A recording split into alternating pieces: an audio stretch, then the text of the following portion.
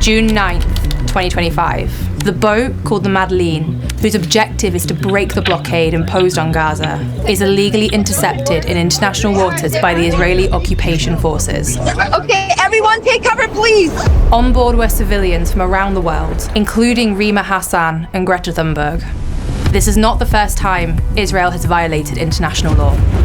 In reality, since its creation, successive Israeli governments have pursued the colonial project of oppression and violence against the Palestinian people. It's in response to this that the Madeleine set sail, like others before it, all organized by the Freedom Flotilla Coalition. But this time is different. Following the kidnapping of the crew, international mobilization for Palestine takes on an entirely new scale.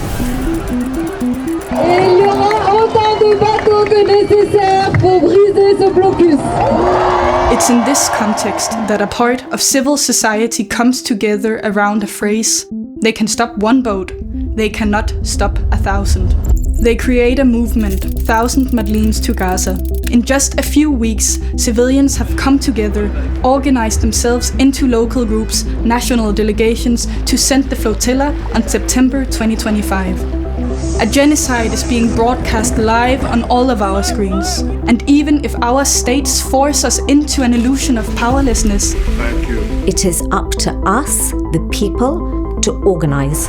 We are citizens of Thousand Madleens To Gaza, and we are going to tell you how we broke free from that illusion and how you too can mobilize and join the preparations for the second wave that will depart in the spring of 2026. Way more than a humanitarian mission. Let us achieve what they think is impossible.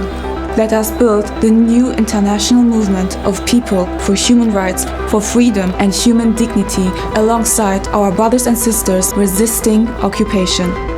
Determined, we set our course for a free Palestine.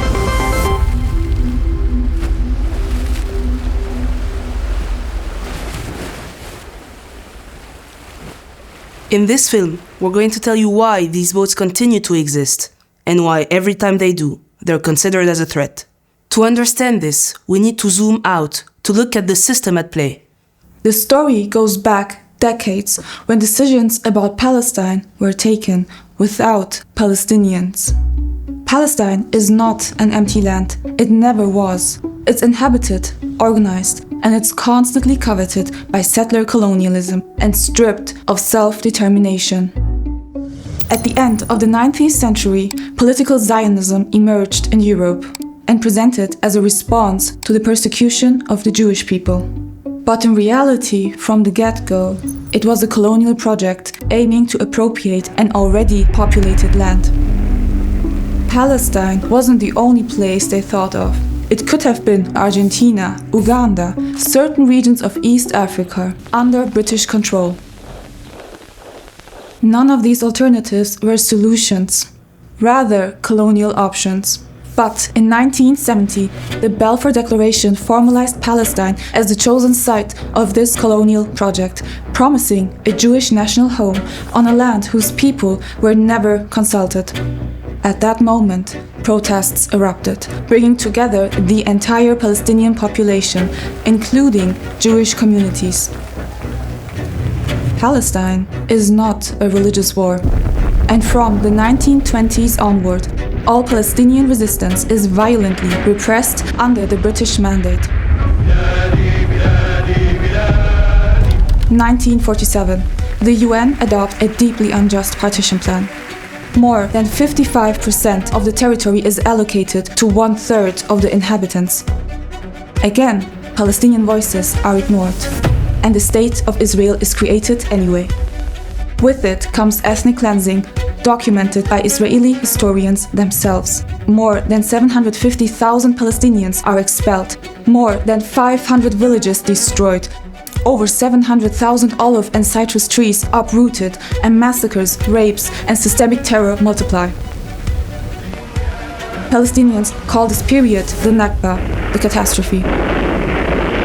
En 1948, les Israélites marchent dans l'eau, vers la terre promise. Les Palestiniens marchent dans l'eau, vers la noyade. Chant et contre-chant. Chant et contre-chant. Israel didn't stop there. During the next years, they took control of even more land than the UN plan. In 1967, a war started with the Arab coalition. Full occupation of Gaza, the West Bank and East Jerusalem. This 6-day war led to the Nakba, the setback.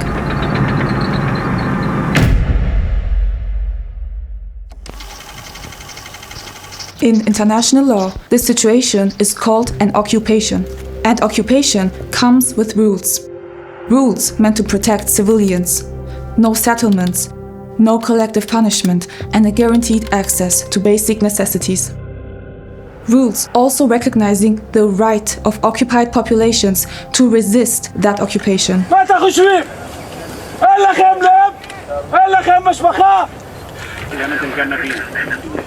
But Israel constantly violated these rules. Settlements expand, land is confiscated, roads are segregated, villages are erased, and Palestinians are fragmented legally, geographically, and politically. Israelis have more rights than the Palestinians. This system is clearly an apartheid.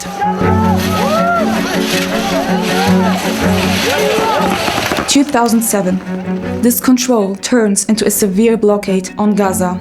This means systematic control of the flow of people, food, medicine, fuel, isolating an entire civilian population. The offensives that follow methodically destroy vital infrastructure, hospitals, schools, and target journalists, healthcare, and humanitarian workers. Meanwhile, in the West Bank, colonization continues, checkpoints multiply. Violent attacks against Palestinians make any normal life impossible. Since October 7, 2023, the situation has worsened dramatically. Massacres, organized famine, forced displacement, and public calls for annihilation multiply. The law is clear. These are all the elements that constitute a genocide.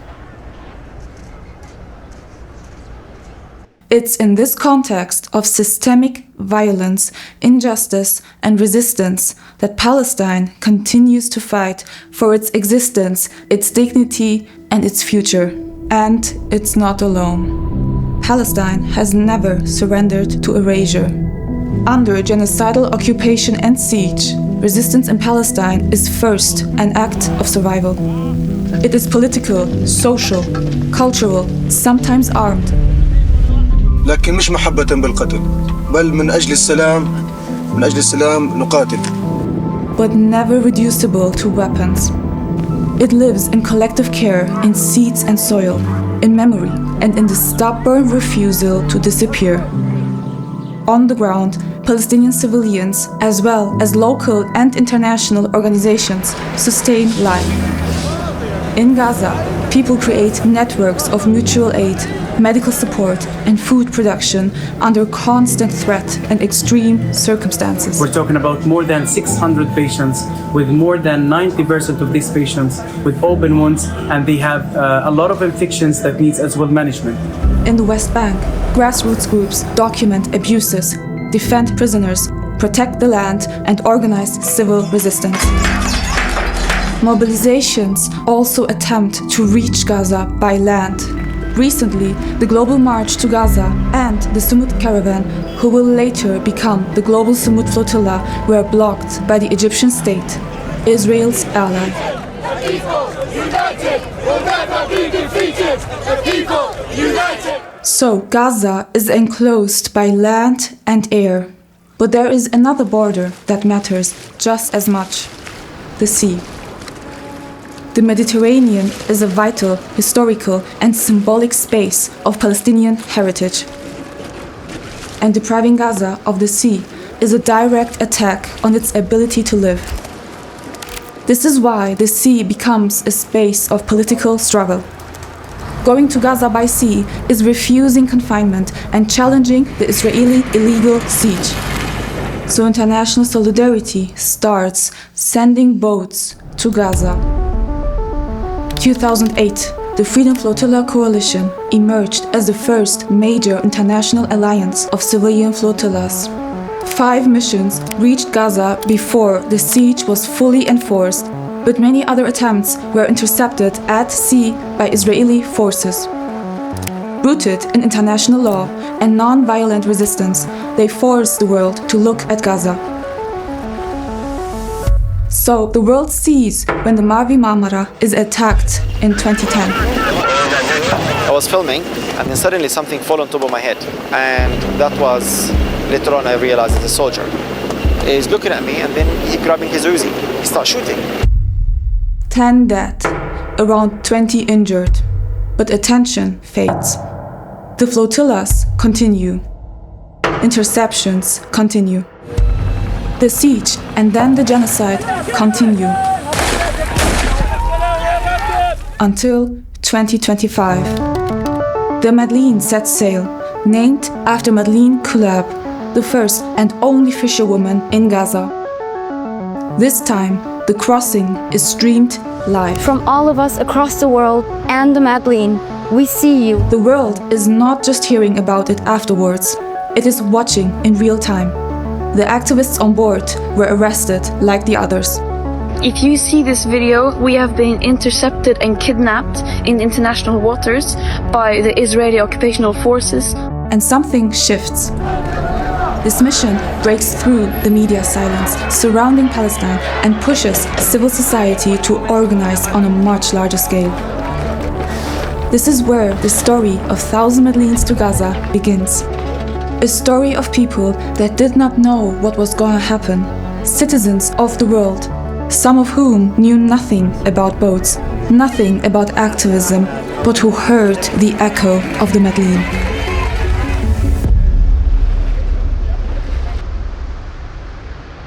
They can stop one Madleen, but they cannot stop 1,000.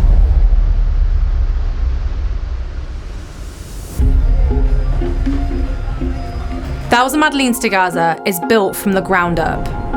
First online through exchanges, calls and contacts, then very quickly on the ground. Information meetings, in-person encounters, fundraising events, open assemblies. In Brittany, a first local team is structured. It becomes a support base and will be at the origin of the French delegation. More French local groups emerge elsewhere, physically anchoring the movement throughout France. Regional and national delegations are set up according to the same model, thus shaping a decentralized organization that will serve as the foundation for the rest of the movement. But the objective wasn't to act alone. Some people were part of the struggle for years. So we quickly chat with the Freedom Flotilla Coalition, which provides support and expertise from the very beginnings. As the movement takes shape, a fundraising campaign is launched. It responds to concrete needs: the purchase of boats, the preparation of cargo, logistical support, and the collection of equipment. It's just the start, but the movement is underway. What guides Thousand Madleens does not come from a decision made elsewhere. It comes from Gaza. Palestinian voices documenting day after day what they've been deprived of, what has been destroyed. Food, water, care, fuel, medical and school equipment, while also naming the genocide as it intensifies and calling for an end to the flow of weapons from Western states.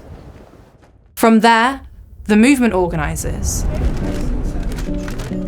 not only to act, but to make visible what states refuse to confront. This is not a humanitarian mission in the usual sense. It is a political and media intervention, a symbol that civilians are forced to act, because governments, far from doing nothing, are active participants in the genocide. Et maintenant, ça part demain à 6h. Voilà. Weeks of organising become visible. People gather, people discover what it is outside of social media. They have a concrete idea of what this represents. Thousand Madleens to Gaza exists, physically. There is no turning back. We organised the first events of the movement, going from a simple information meeting to full-blown protests at sea in solidarity with the flotillas. We sailed to break the illegal siege on Gaza enforced by Israel and its allies, and to challenge their control and occupation of Palestinian land. We are part of a wider direct action movement while exposing the systems, the institutions and the international governments that enable, fund or profit from Israel's genocide in Palestine. Our aim is not to replace the work of humanitarian NGOs.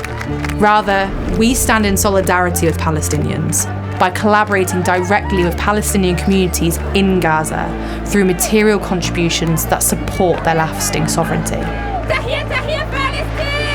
In the absence of government and institutional action, we make continued efforts as a civilian flotilla, taking non-violent direct action in solidarity with the Palestinian struggle for self-determination, freedom of movement, right to return, and lasting sovereignty.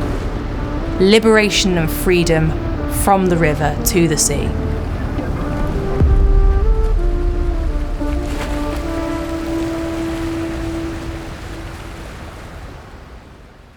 Citizen mobilization is bearing fruit.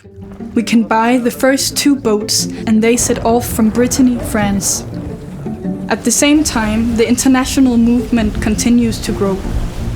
Thanks to the support from Corsica, all the other boats are brought to Ajaccio, then prepared by our community of sailors. All of them will gather at the finally defined international departure point, Catania in Sicily.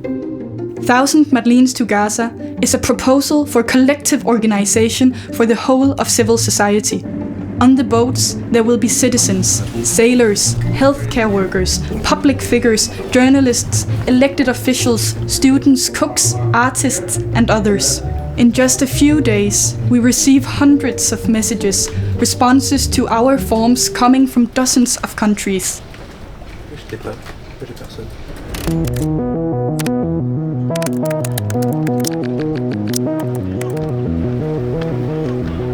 Hi! Hello everyone! Hello to everyone! People who'd never been activists and others who had been fighting for decades. All of them want to take part in this movement, either to get on board or to help us launch these boats at sea. Every presence on board follows a logic of collective pressure. The more diverse the profiles, the more politically costly an interception becomes. It's both a strategy and a conviction. But then, reality catches up with us. During a night shift at our operational base, a surveillance drone flies over us. At dawn, we learn that the broader international solidarity networks we are in contact with have been targeted by infiltration attempts. The Palestinian cause is constantly monitored, repressed, and attacked. Even when the locations of our boats are not public, they are already being watched. This confirms what we already know. Organizing for Gaza means being exposed, tracked, and criminalized. This brings us back to the shock that first pushed us to act. It should not have to be up to us. A mission like this should not have to exist. It is the responsibility of countries, of our government, to prevent war crimes, to prevent genocide. Palestine is not only a colonial issue limited to its territory. It's a strategic node of globalized systems of oppression. Since the beginning of the 20th century, this region has concentrated major trade routes, essential maritime corridors, energy resources. It is a point of control between Africa, Asia, and Europe. The Israeli state is not an anomaly. It is an imperial outpost designed, armed, and financed to guarantee the stability of a profoundly unequal world order. Israel functions as an advanced military platform and laboratory of population control. The technologies tested on Palestinians, drones, facial recognition, walls, biometric control systems, are then exported to Western borders, authoritarian regimes, and police forces around the world.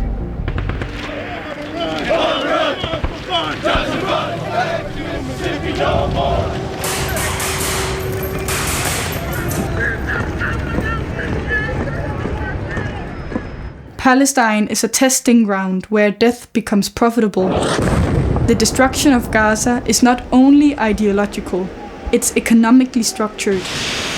Each attack enriches the arms industry, justifies new contracts, and strengthens military alliances. Documented projects aim to control offshore gas reserves, redraw trade routes, and bypass strategic choke points like the Suez Canal. Palestinian dispossession is embedded in a capitalism willing to massacre entire peoples to preserve its flows and profits. In Europe and the United States, governments, aided by banks, continue to authorize their industries to produce, finance, and export weapons that directly benefit the Israeli army. This is not abstract. These decisions are signed, approved, and defended by specific leaders. In Washington, Biden, then Trump, finance, arm, and diplomatically protect Israel. Israel's first trading partner, von der Leyen and Macron, normalized cooperation and military trade. In the Arab world, rulers increase their trade with Israel while al-Sisi keeps Rafah sealed. These active participations in the genocide of the Palestinians betray their own peoples who massively condemn these crimes. They violate their obligation to prevent genocide, ignore international law, and criminalize solidarity with Palestine. They speak of human rights while protecting the occupation. They speak of peace while selling and buying weapons. Dozens of children are dying of starvation. Apologizing to them is unbearable. How could anyone? And the media plays the biggest role in this. They do not merely stay silent. They lie. They distort.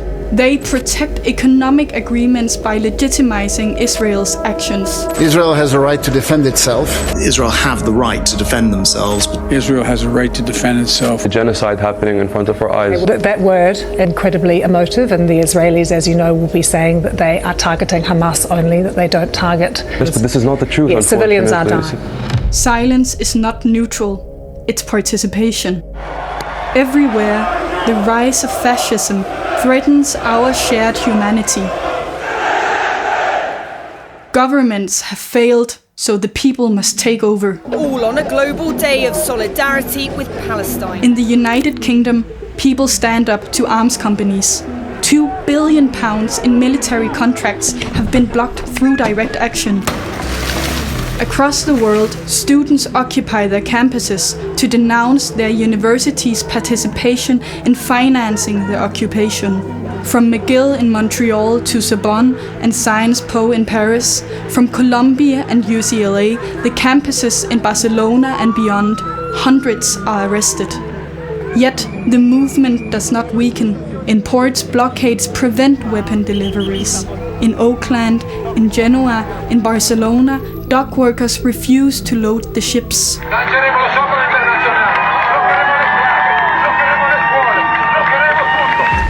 While the movement continues to grow, these struggles give us strength day after day. So this is the map of the route. I will show you. So Gaza is over there. Yeah. So we might come something between Palestine and Egypt. Thousand Madleens draws inspiration from global resistance. As the global Sumut flotilla is already at sea, the composition of our crews is finalized. 150 people all gather at the international departure point. Social media erupts.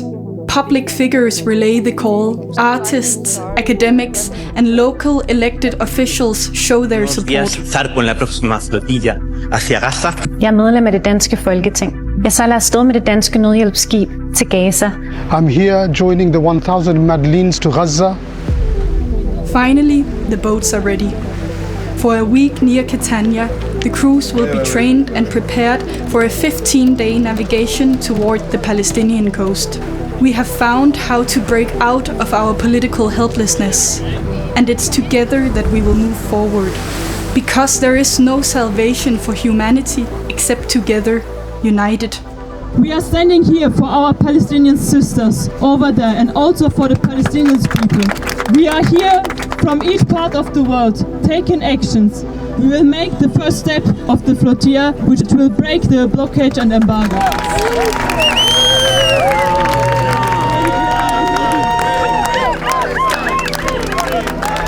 The liberation of Palestine is our compass. It's a focal point of the liberation of other peoples around the world. Because when oppression is global, so must be the resistance. Palestine will be free!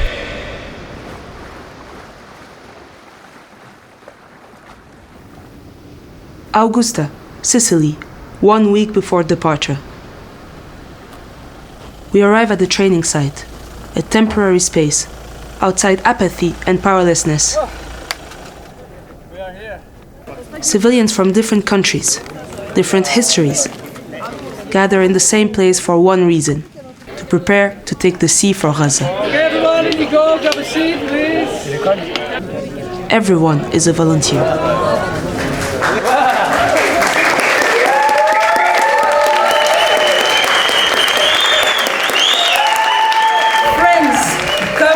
Sisters and brothers, today we gather for something that is bigger than ourselves. We gather not only as crews, volunteers, trainers, kitchen teams, skippers, lawyers, medics, delegates, but as a single body, united in one mission to break the siege on Gaza and to stand for Palestine. Let it be said and let it be remembered, when the powerful of the world turned their heads away, when presidents and parliaments stayed silent before the first live-streamed genocide in history, you did not. You heard the call of humanity and you answered it. We are here for Gaza, we are here for Palestine, we are here because the liberation of Palestine is tied to the liberation of all peoples. So let us train, let us prepare, let us carry with discipline, courage and love. It is time for the people to take back their power. Thank you, and Tahya Palestine.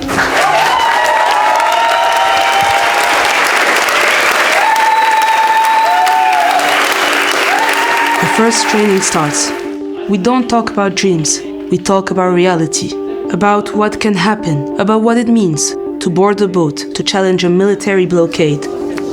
The trainings take place within a much wider political process, rooted in the history of Palestine, in anti-racist and anti-colonial struggles, and in the collective refusal of genocide. Here, the focus is practical. 2 axes. The first, risk, preparing for what may happen at sea. Communication protocols, reactions in case of boarding, first aid, simple gestures are rehearsed. Hands visible, no sudden movements. We simulate scenarios: injury, loss of contact, separation. Nobody leaves without knowing what to expect. The second, care, not as self-centered comfort, but as a collective discipline. Non-violence as a political stance. Mutual support so that fear does not isolate us, and pressure does not break us. These trainings were intense. They created unity. People who did not know each other a week ago now share something deep. We live together, sleep little, sometimes laugh, sometimes cry. Something is shared beyond words. Some left their families without knowing when they will return. Others took unpaid leave, emptied their savings, lied to their loved ones so as not to worry them.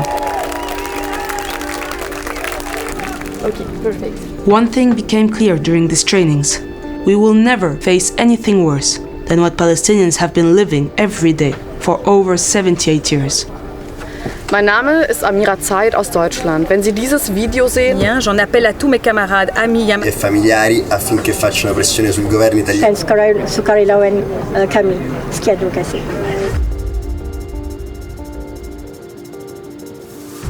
But we stay lucid. We are facing the most lethal army in the world. In the background, the threats multiply. Official statements, warnings, promises of interception. While Israel threatens the flotillas, Spain, Italy, Greece send naval vessels to escort their citizens engaged on the global Sumud flotilla. So we believe in a long-awaited response from our Western governments. But these ships remain in international waters. They do not challenge the blockade. They do not follow them to Gaza. When the moment comes to act, they fail the Palestinians, times and times again. And those who should be on the front line do not truly support us. Perché tutto questo è gratuito, pericoloso, irresponsabile. We are a non-violent organization, and yet we are treated as threats. The Israeli state accumulates, with total impunity, violations of international law, war crimes, crimes against humanity, and of course, genocide are documented.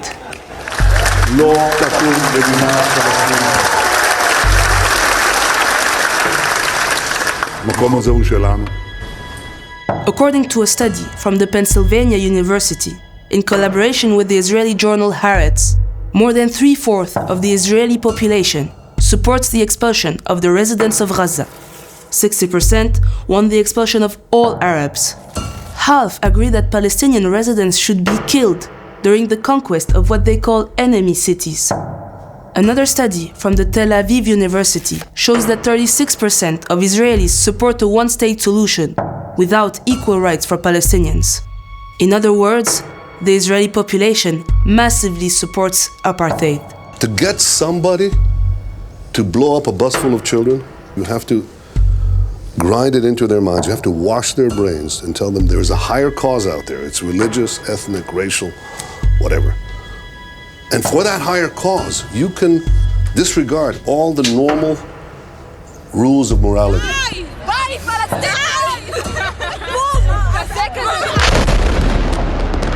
The project is clear, that Palestine, its culture, its history disappear from the world.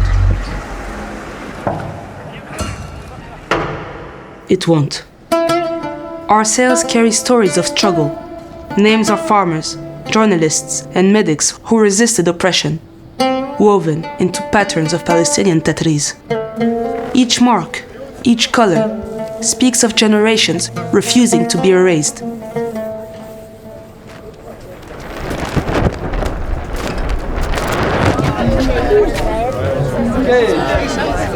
Welcome everyone! All over the world, in every sphere, voices support us. Veterans of the Second World War compare our action to resistance convoys. J'ai vécu la guerre dans la résistance française, tout jeune. Mes parents étaient juifs, immigrés en France. On a survécu par miracle. C'est dire qu'aujourd'hui, pour moi, les Palestiniens sont mes frères et sœurs. La lutte qui est menée actuellement pour Gaza, elle doit se poursuivre avec les mêmes moyens, pacifiques, mais collectifs. La plus belle chose que j'ai réalisée, c'est de trouver des jeunes qui ont repris à leur manière le flambeau de la solidarité humaine, de l'antiracisme, et ils ont envie d'agir un peu autrement que nous, plus gentiment que nous. Je suis bouleversé de voir ça, et la lutte continue, comme on dit en italien. Lotta continua.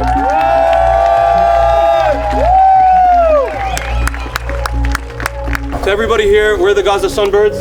We are here with you today because we are sick and tired of hearing our families and our friends and our children starve and live under the constant threat of death and drones. We are honored collectively that we are allowed into this space with you.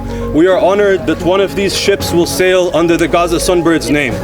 كونوا فخورين في أنفسكم، كونوا فخورين في اللي بتعملوه عجز العالم أن يعمله، عجز الدول أن تعمله.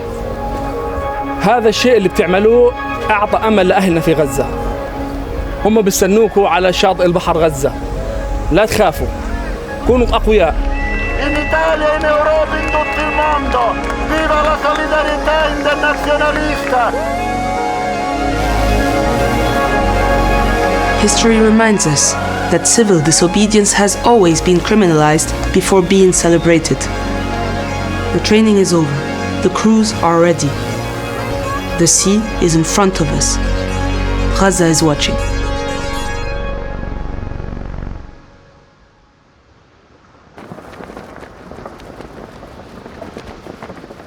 The boats are at sea. The first days are exhausting. The Mediterranean greets us with a storm.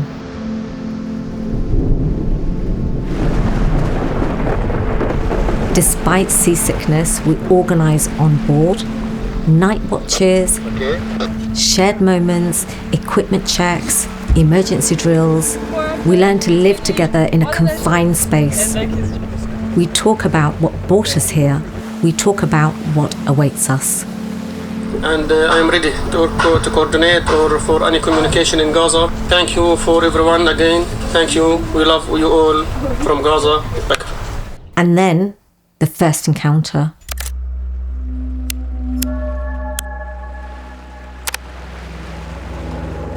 We are overflown by a drone and it stays there, motionless, for hours. We know we are being watched. When land is stolen, when the sky is bombed, when borders are sealed, there remains the sea as a space of international law, the sea as a space of disobedience, the sea as a political space. Each boat asks a simple question. Do the people of the world still have the right to self-determination, to live free, to return to their land, or are these rights only for the privileged few? The Mediterranean Sea is not a neutral space. Israel exercises permanent control there, restriction of fishing zones for Palestinians, ship surveillance, interceptions in international waters.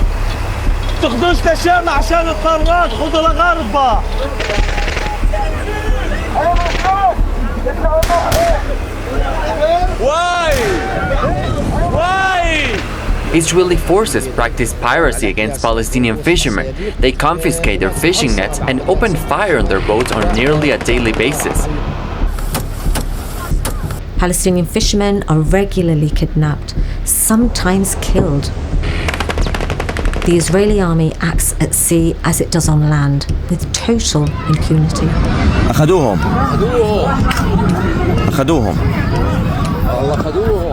Today, Palestinian fishermen no longer have the right to navigate, and when they do anyway, it's at such short distance that there are no fish left.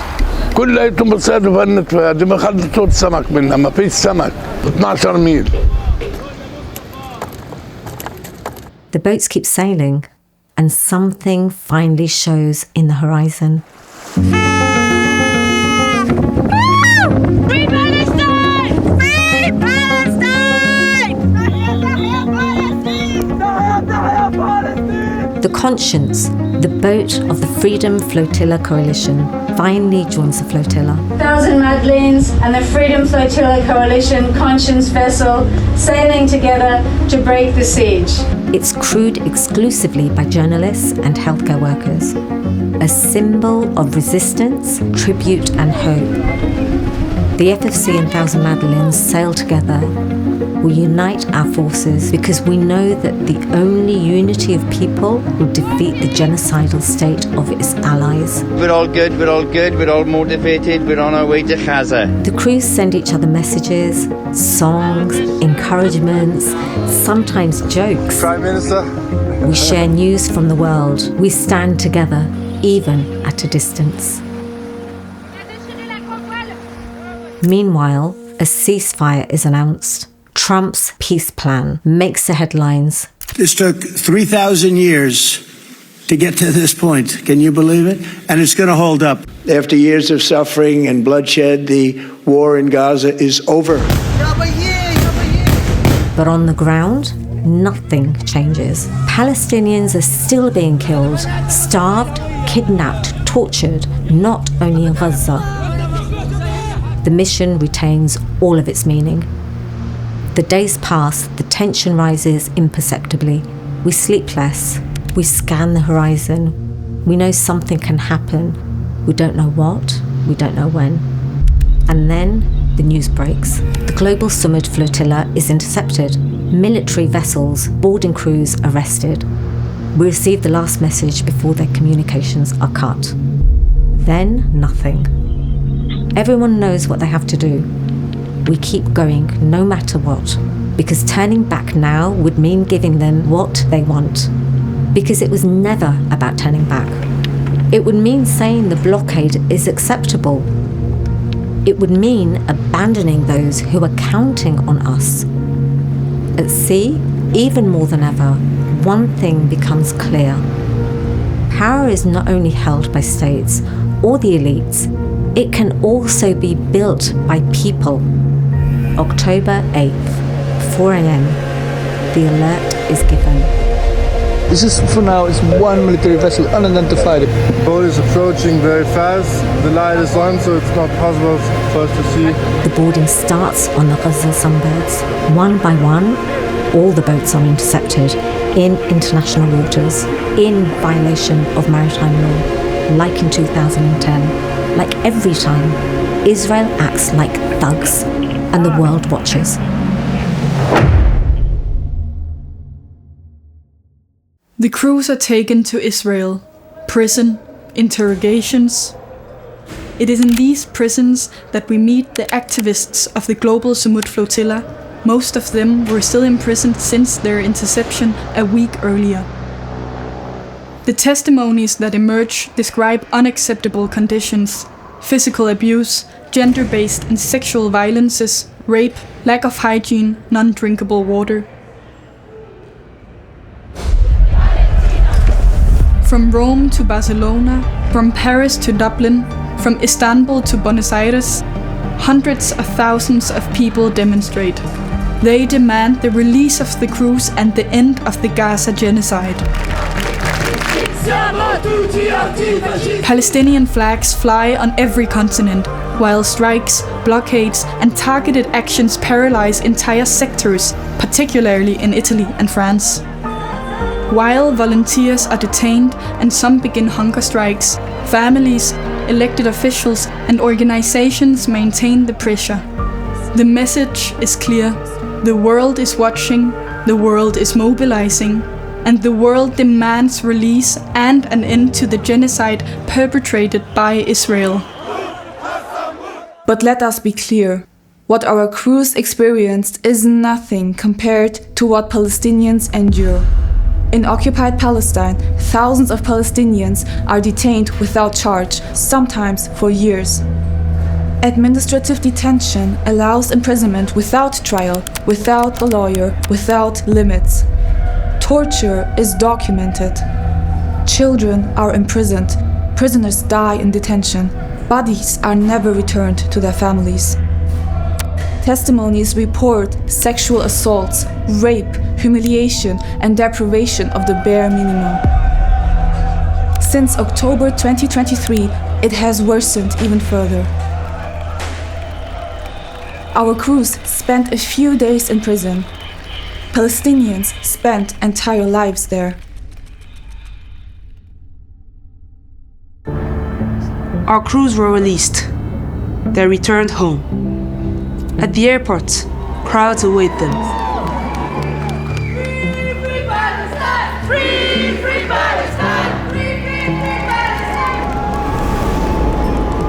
Applause, tears, embraces. They are exhausted but standing. For some, it was a new confrontation. For others, a familiar one, echoing struggles they had already faced. Something has changed in them nonetheless. They have seen with their own eyes what it means to challenge the established order. They have felt in their own bodies the cost of solidarity. Some testify immediately.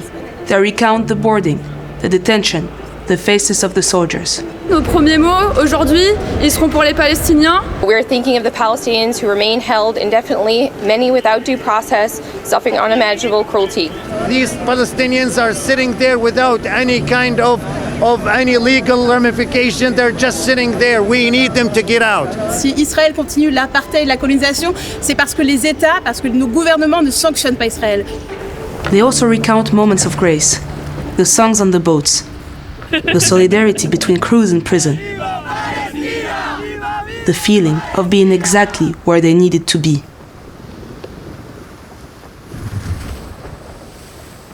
This mission was not an ending. It was a preparation. Every interception teaches us how to return stronger. The flotillas were stopped, the movement was not. The colonization of Palestine is intensifying. Trump is drafting the new Gaza. Humanitarian aid has still not entered. The blockade remains.